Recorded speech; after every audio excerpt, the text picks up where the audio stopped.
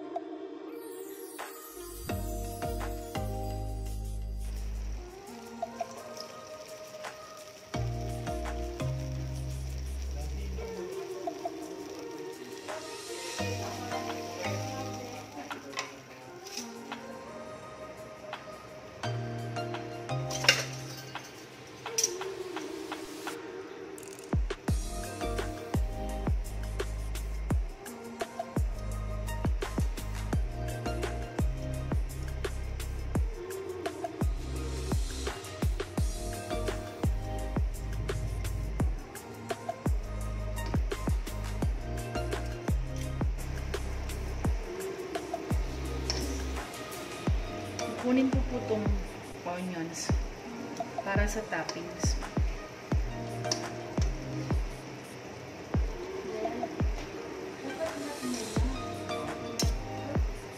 Siling haba or chili.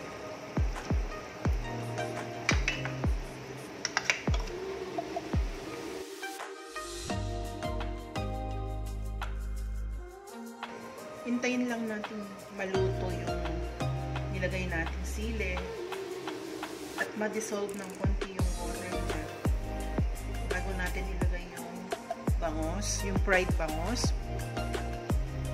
Maglalagay tayo ng konting sugar para maging balance yung asim at saka yung alat.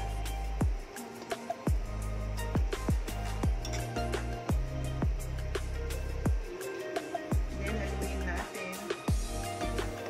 Pagkahalo natin, tikman natin. Yan, okay na siya. Ngayon nilalagay na natin ang ating fried bangus. Ito nga po yung bangus na pinride natin kanina. Ilalagay natin siya.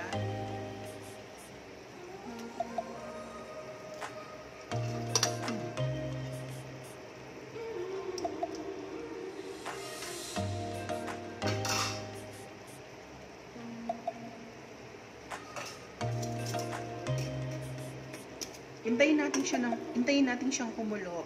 Then mamaya babaliktarin natin. Ngayon, babaliktarin na natin.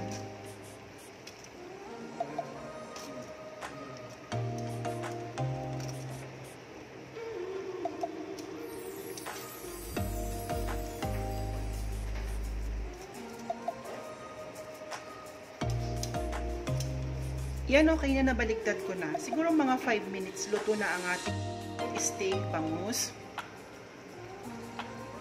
Yan guys, luto na ang ating steak bangus. Ngayon ita-transfer na natin siya sa lalagyan.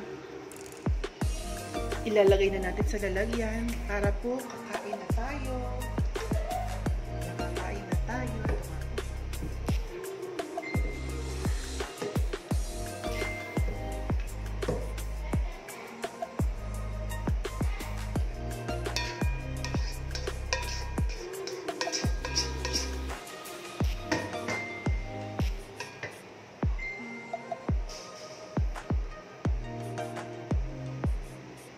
Yan, okay na po siya.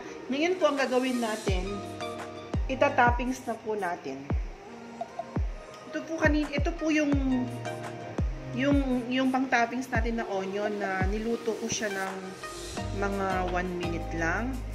Ito po yung itatoppings natin para pag kinain natin hindi sariwa yung sibuyas.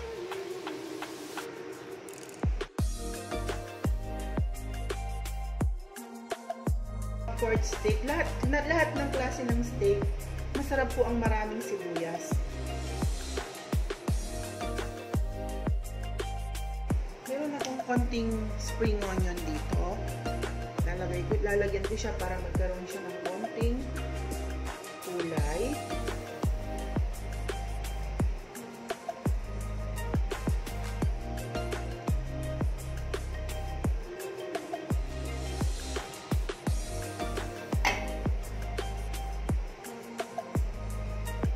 Mas okay siguro kung mas marami pa kayong spring onion. Total naman, onion din naman yan. Pwedeng-pwede siya sa pork steak natin. Yan. Luto na ang ating steak bangus.